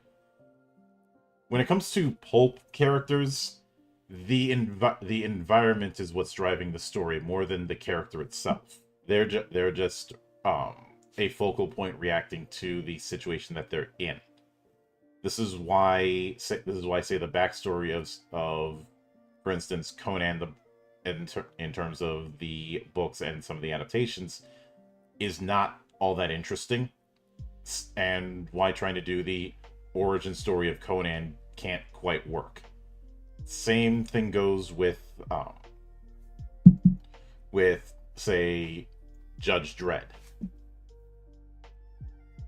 Yeah, they decided to reboot the franchise of Sense, and we join Bond just as he's becoming a 00 agent. Mm-hmm. And this is where you could go one of two ways. You throw it in Minion Army because it's an absolute departure. It's not James Bond. It's not this. It's not that. Mm-hmm. I'm not going to do that. James Bond, as the Bond franchise, was always reactive, or had become reactive. As you said, pulp character reacting to the world around him. Mm-hmm. This is Eon Productions going, all right, they want more gritty. James Bond can be gritty. And the controversy to this movie is more around about Daniel Craig not being a typical Bond. Mm-hmm. That shit stopped the minute the movie ended. That's James Bond, but in a different time of his life. Yeah. In that sense, international threat. Yeah. It certainly helps that again, Campbell had come back, and he was the director for GoldenEye, so you had somebody who knew what the hell they were doing. But then about 2 years after that, we get Quantum of Solace, and with Quantum of Solace, we do have to put something of an asterisk because this was produced right around the time of the writer's strike. So it suffered from writer's strike, and when it was over, hey, Where's our fucking movie? Hurry the fuck up. This was not it was a slapdashed sequel to Casino Royale. Mm-hmm. Way back in the View to a Kill review that I did long ago, I said Casino Royale was great, while Quantum of Solace was not. Yeah. Now it's not Who Are You territory, Mm-hmm. but it's Minion territory, Minion Army. Yeah, and when I look at the kind of films that its director Mark Forster had done, I feel like a Bond movie is a little bit out of his wheelhouse. I.e., it's not the kind of he seems to lean far more into dramas than something like this. I mean, yeah, he was also responsible for World War Z, but that's not exactly a compliment to be had on your resume. World War Z was not good, and it's like the universe has tried everything it can to erase that movie from the zeitgeist memory. Quantum of Solace really much felt like it was trying to be not just the Bourne movies, but the Bourne Ultimatum in particular. Yeah. It ventured too far away from the winning formula. Mm-hmm. And I'm not going to put it in I feel like I have to put it in Who Are You, just because of the fact that it felt like it didn't really have a strong direction. Like a whole lot of setting up and not enough payoff. Yeah. I could see that. Now, am I saying it's as bad as Die Another Day? No. But when you put things in context, it has to go in the low end. Which is why I put it at Minion Army myself. Mm-hmm. But then we have Skyfall, which they took a bit more time. They took 4 years instead of the usual 2 when it came to that. And they knew this was going to be the anniversary movie. Mm-hmm. Because they made a big deal of that. This is where I find myself being in two minds. One mind is, with modern context, going, that felt more like a departure and a cash grab, kind of like the template movie, I guess you could say, for Craig, Mm-hmm. in a sense. But there's Judi Dench is the Bond girl, and the Bond girl dies. Spoiler alert. Yeah. But a lot, this is like the movie reestablishing what we now know as the Bond franchise. The Aston Martin comes back. We finally have an origin story for Moneypenny, Mm-hmm. and how that flirt thing came about. There's some nostalgic cues, but at the same time, it's very much a Daniel Craig Bond flick. Casino Royale, for me, it was so good at establishing a gritty Bond. So I can't put Skyfall, like, for me, nostalgia, it says, put it international fright, because, okay, that's the first real good Bond Craig movie. But, and again, that's where I would put it, but I'm putting it national threat. Mm-hmm. If for nothing else, it's the first movie where you got true James Bond vibes again. I think it also introduced an interesting inversion on the Bond and Q relationship. Yeah. Since you have a much younger, less experienced Q and a far more experienced Bond. And Javier Bardem as Raul Silva is a great. He's fucking good. I know. And continuing the tradition of great Bond movies, Skyfall by Adele, all timer. We did say every Bond actor gets one great song, and I'd say Skyfall is in general. That's one that can work even outside of it. And well, it did. Just it managed to get to the top. It managed to get to the top of the Billboard charts the year that it came out. Then again, Adele. At that time, Adele was untouchable. So, Eon Productions did good. Yeah. So, after that, we jump about 3 years for Spectre. They brought back Sam Mendes as director, and this was around the time that I was starting to hear that MGM was having some financial troubles. Yeah. But this one incurs a little bit of bias for me, folks. Though I will note one thing before you get in. Originally, the director was going to be Nicholas Refn, who I actually really like as a director. But he didn't do it. He decided not to. And instead, Mendes came back, even though originally he said he wouldn't do that.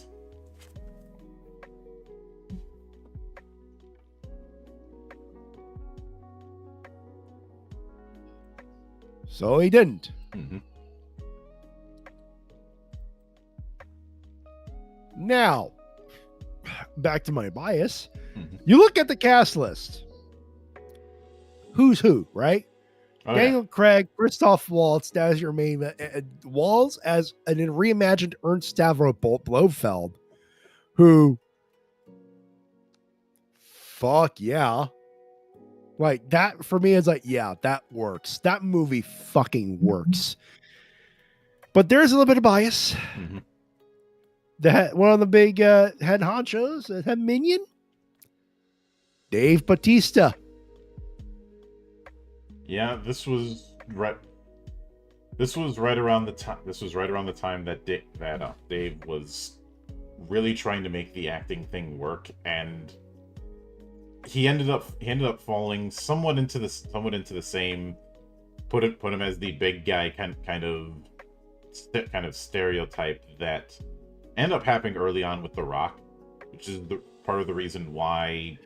This movie is after his debut as Drax the Destroyer. Mm-hmm. So, Marvel movie gave a big dude, dumb dude, but with some complexity. So obviously MGM thought we could cash in on that. Mm-hmm. But he was about to swim in Marvel money.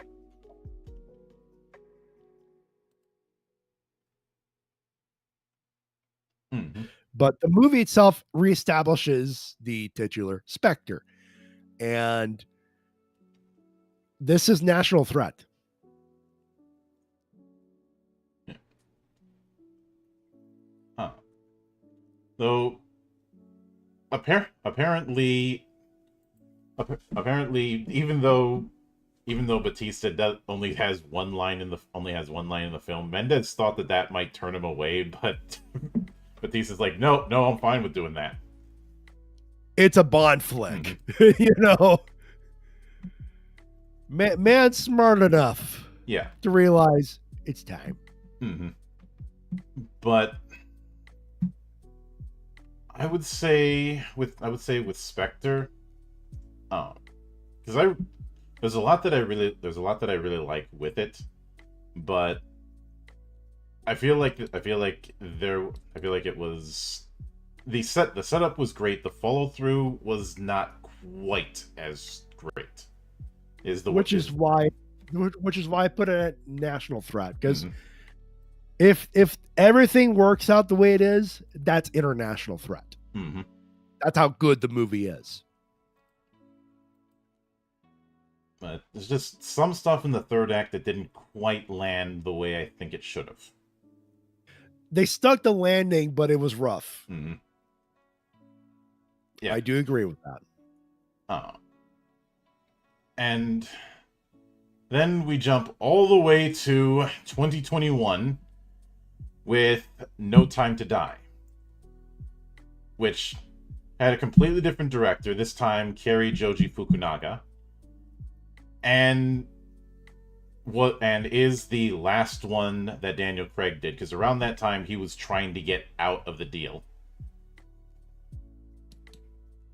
And you could tell. Mm-hmm. And we do have to put a big asterisk, because this is one of the many productions that got screwed over on the pipeline due to the pandemic. Though I think this movie survived a little better than Quantum of Solace. Yeah. If we're being completely honest. Yeah. Because I watched it not too long ago, and my first thought was, you could tell there were some wrinkles from the pandemic. But the thing about movie productions and non-live productions is you can adjust. Mm-hmm. And they've adjusted better through the pandemic with this movie than Quantum adjusted through a writer's strike. And you know how we talked about that reactive thing? I feel like on some level, No Time to Die was them trying to be reactive to the popularity of John Wick. Now, in a sense, because there's a family to protect. Yeah. The one thing is, no dog died. Yeah. Though that's the joke, folks. I'm just trying to tell you here. Yeah. Laugh, damn it. Yeah. But apparently one of the other reasons it took so long, because development started in 2016. It was supposed to be directed by Danny Boyle. Then, because of creative differences, he left 2 years into the project. And 1 month after that, Fukunaga comes in to fill the role. And clean it up. At this point, it was a mess. Yeah. The movie itself, the big controversy was the female 007. And they made a big deal of it, and people were it was a smoke and mirror show. Craig's Bond at that point said, "No, I'm done." The character was done. So what does an organization do? All right, you want to be a spy? Here's your number. Isn't that James Bond? Who cares? That's the story. That's the story there. Mm-hmm. Which winds up being a nothing burger in hindsight. Yeah. Story-wise, an interesting twist. Cannot deny that. An interesting twist, but the thing about twists is that it's a very risky gamble. It's a very risky gamble. Yeah. And if I'm being honest, I feel like No Time to Die is one of those cases where the behind the scenes tumult ended up overshadowing the film itself. A little bit, unfortunately. So I'm not going to put it as Who Are You, but I am going to put it as Minion Army. See, that's the thing. The way it ended does belong in Minion Army. I would say the movie itself is Hen Minion, but I can't disagree with Minion Army at that point. Mm-hmm. I mean, enough happened that it unfortunately overshadows a little bit. Yeah. And with that in mind, that means that is the end of the Eon Productions era. And I'd like to spend a bit of time in this tail end of this broadcast to kind of look into the future, because there was one leak that regarding Bond during the Sony email hack from a few years back that I ended up popping off on because some people were jumping on it, and that was an executive at Sony who was in talks at one point to acquire Bond, or at least was exploring the idea, though nothing obviously came of it, of having Idris Elba play Bond in the future. I feel like feel like the main reason it was said was to try and win some sort of brownie points of, hey, Bond is black now, or some shallow shit like that. But if I'm being honest, and I've maintained this, I do not think Elba is the right kind of actor for a character like Bond. I feel he would be much better suited as M, because where Elba is at its most natural is the no nonsense authoritative figure. Yeah. That was why he works. That was why I was perfectly fine with him playing Heimdall, even though up until the Dark World he barely talks. But he doesn't need to. Or his role in Pacific Rim as the commanding officer of the PPTDC. That sort. And I know some people say, well, he can do lighter stuff. I mean, he did really well with Knuckles. Yes, but that also kind of still illustrates my point. Yeah. Because Knuckles is a very no-nonsense character. So what I hope the people at Amazon do to select their next Bond is what they did with all incoming Bonds, which would be the screen test. Mm-hmm. It would be like they would do like an action test, and then the scene from Russia with Love, where Bond meets the girl for the first time. Read verbatim, but acted in a way that the actor would presume how they would want to portray the character. It's how Bronson was selected. It's how Timothy Dalton was selected. It's how Roger Moore got selected. And I'm assuming that's how Daniel Craig got selected as well. And I'm assuming, of course, but you get the idea. Yeah, I've seen some say that that Henry Cavill should be in consideration. But he's not interested. Yeah, he's not interested. He's very public about not being interested. There was that Bond-like film that he was in that was a massive bomb, in part because, well, in 2024, everybody was spending way too much money on shit.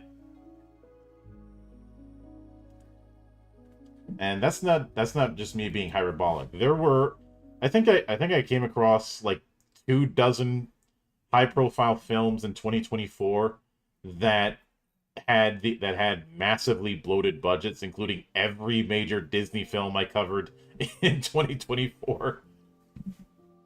And notice Disney ain't fucking stopping. Mm-hmm. Oh, but one of the best examples of that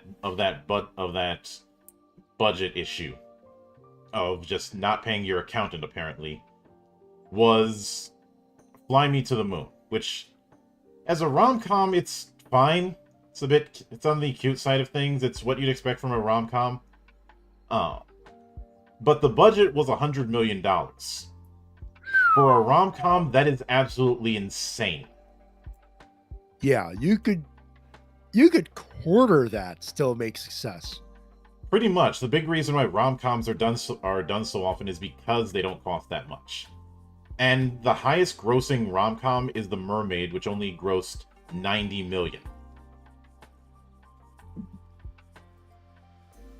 And because it was made on the cheap sheet, it was still significantly profitable. But when you're spending more than the biggest one that did it, if you're blowing more money on that the most successful rom-com ever made, you got problems. Mm-hmm. And spending and doing all the reshoots thing and spending like $200 or $300 million on one movie and then doing it trying to have every single movie be a blockbuster tentpole movie is a problem in Hollywood. And this is one of those cases where I think Mark Wahlberg, of all people, was onto something. Because he had said in an interview last year that he thinks that the decline of home video through DVD may have created an unintended consequence. And I do think he was onto something with that. Especially since when it comes to measuring the success of a film on streaming, there's not reliable metrics. It's not like we can look at a box office and say, okay, it made back its budget. I can say that spending $150 to $200 million per episode on a streaming series is way too fucking much. Looking at you, Acolyte. Yep. $200 million an episode. That's how much they spent. In Rings of Power, you're not getting off the hook either, given how much you end up costing. They spent $1 billion on the license. And I've still got. That's a clear sign of maybe that's too much money. Mm-hmm. But when it comes, I don't know who I have my own guesses here and there on who might be a proper fit for playing the role. If you had asked me a few years ago, I would have said the guy who played Michael Weston in Burn Notice would have been a perfect fit. Yeah. I know some are like, but he's an American actor. If we can have Hugh Laurie doing and James Brolin. Yeah, if we can have Hugh Laurie do a very convincing American accent, then I think the other way around can work just as well. Although Laurie did say it was very hard for him to do that because his natural accent is very northern. But I'd also bring up Hugh Jackman. Like, he has a very blatant Aussie accent in his normal speaking voice, but you wouldn't be able to tell in it with his time with Wolverine. It is possible for someone to go with a different accent with enough training. And I would argue going with somebody who could get accent training to really reinforce the spy aspect is something that could be done. The only concern that I'd have is whatever form a next Bond takes, it ends up trying to imitate what came before. Like we talked about more and how the early stumbling points were when he was trying to be Connery, and it didn't quite work. It was only when he started making it his own that it started to work. And I think that's something. A friend of mine brought up a couple of names, and one of them was Daniel Radcliffe. And there is a part of me that was the Harry Potter kid. Do you really want to do that? There's a part of me that goes, he has the sex appeal. You know what? If nothing else, I'd pay good money to see his Bond screen test, if nothing else. And because the selection of his movie roles post Potter is eclectic. He's not resting on his laurels. Mm-hmm. I'm not saying he would be a good or bad Bond. I'm just saying I'm interested to see. The guy's an actor's actor. Yeah. And he has not pulled an Emma Watson. Yeah. So I'd be interested to see what he would do in the role. Mm-hmm. I've seen some people try and make the argument that the concept of the Bond girl isn't as necessary anymore, which I do not agree with personally. Here's the thing. It's ingrained in the franchise, folks. Mm-hmm. It's a legacy thing. And yes, it's sexist, but guess what, folks? It was the style at the time. And well, when it comes to some of the name puns, I'm not saying go with those, but we've seen that there's ways to move past that with characters like Alexa King, who we mentioned before, not Alexa, Electra King, sorry, Electra King. and characters. That's how you know we've gone too long, folks. Yeah, and as well as Pussy Galore, who ran her own gang in that movie. She ran her own flight thing. She was basically an LGBTQ character before it was even an alphabet thing. Mm-hmm. So, and the reason I bring those two up is to show that if you want to make the argument of the Bond girl is just eye candy, not every Bond girl is just stick with tits. In fact, I'd say a minority of them are. And each Bond girl is different to fit the movie. There's no cut copy pastes here. Yeah. That being said, I will argue until I'm blue in the face that Idris Elba would make a perfect M. In that in kind of an inversion of I won't say an inversion, but an escalation of how we've had the relationship between Bond and M, because I could easily see Elba as an M who has absolutely none of Bond's shit, to the point of possibly even throwing hands with him.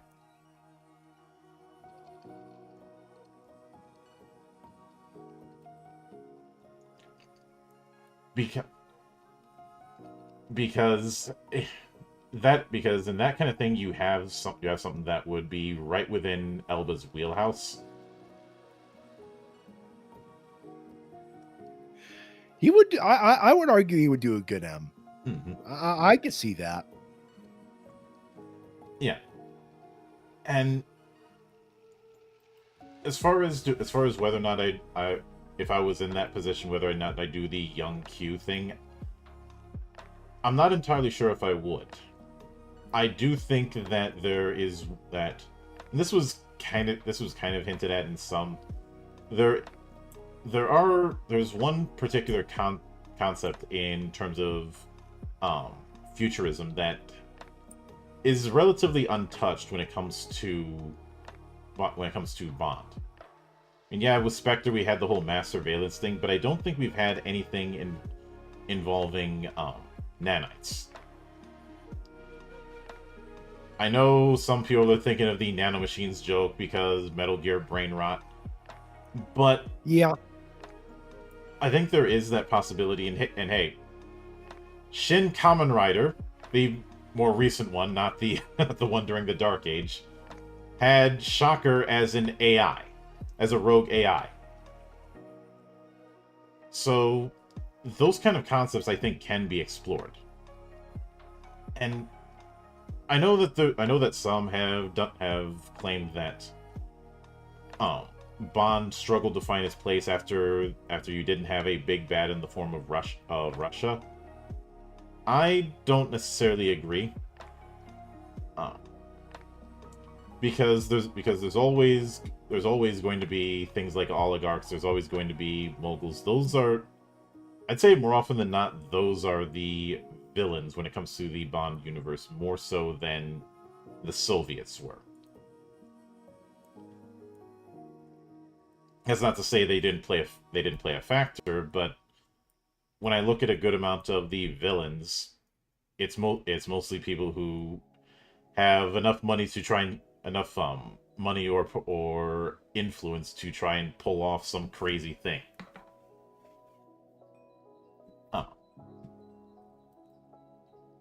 But I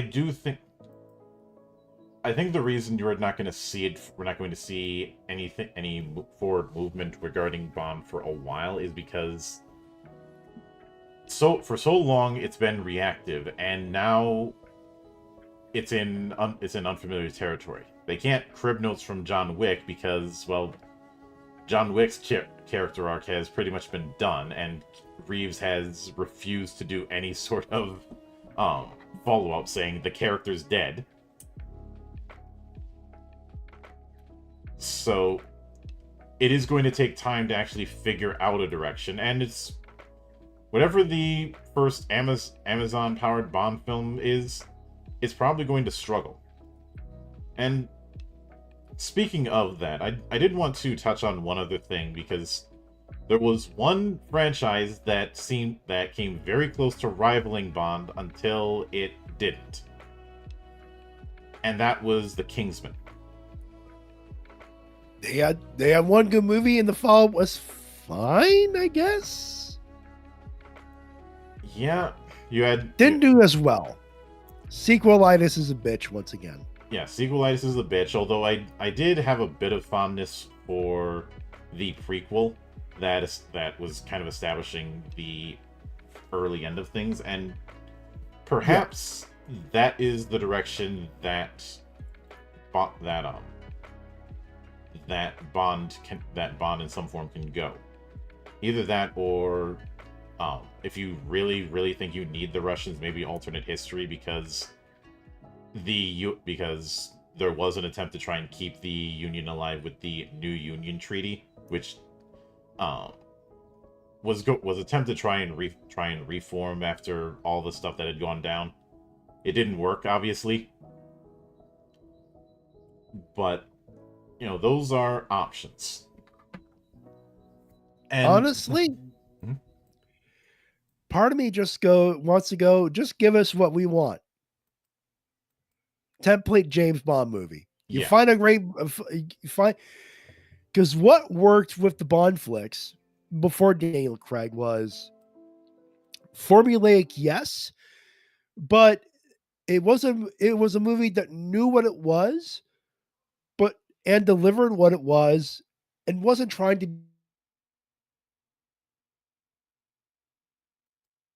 tried things. They stayed relevant in the space, changed their style with the time, but at the fundamentals, it's James Bond versus some dude who wants to rule the world.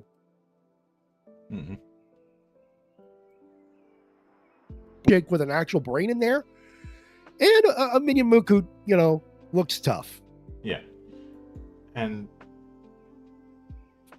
so that's the template. So throw a good pop song. You got something. Yeah. Okay. So who I think would do really well as a head minion kind of character. Bring in the guy who did the mountain in Game of Thrones. Thor, the guy that his name is literal Thor, but I think I know what you mean. Yeah. Hold on, let me get you the name here.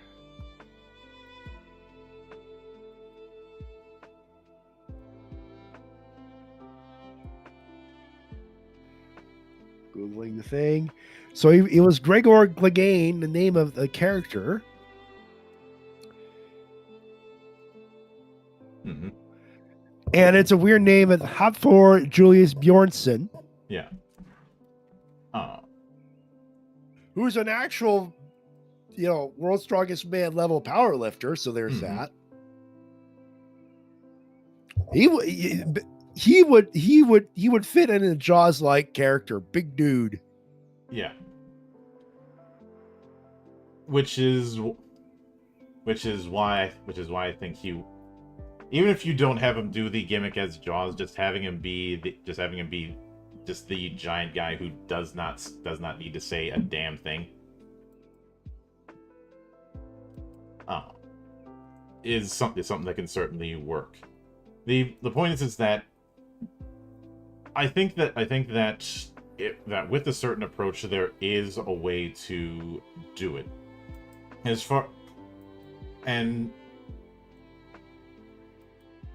think it ultimately comes down to understanding what the right direction needs to be. I hate to say, because I know you're not a fan of the Disney trilogy of Star Wars. What I would do is do a movie in the same vein as The Force Awakens. Yes, it's safe, but bank on the off the nostalgia of people of movies past, and not the Craig flicks. Connery, more Brosnan. Yeah.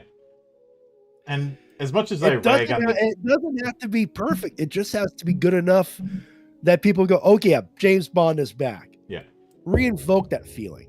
yeah, it's, and to be clear, of the sequel trilogy, despite all the ragging I do, The Force Awakens is technically speaking the best of that trilogy. If only and I think it's the one that people gave a lot of more leeway because, you know, everybody's new and the like. And a lot of, and I will admit, a good amount of my ragging is it was trickling down from my issues with J.J. Abrams. Yeah. I still call him the California Roll. He will always be the California Roll. And yet, he was not the biggest problem with the franchise. Mm-hmm. Ooh, boy. Yeah. But that's ground that we've tread. But what I'm going to do shortly is screen cap this particular thing. In fact, I'm doing that as we speak, for posterity's sake, and I'm going to be putting that on the usual socials a bit later. But this was a interesting experiment, and I hope to do one of these again in the future GeekWatch. I had thought about at one point doing one on Arnold's movies, but I realized there's way too many to go on. So I'm not going to do that. And besides, I would only do that as an excuse to rag on, to bring up how Jingle All the Way is like a scavenger hunt for me, given where I come from. But that being said, as always, a sincere thanks to everyone who took the time out of their schedule to come all the way to my monastery and enjoy the madness around here. It will be a bit of time before GeekWatch returns again, because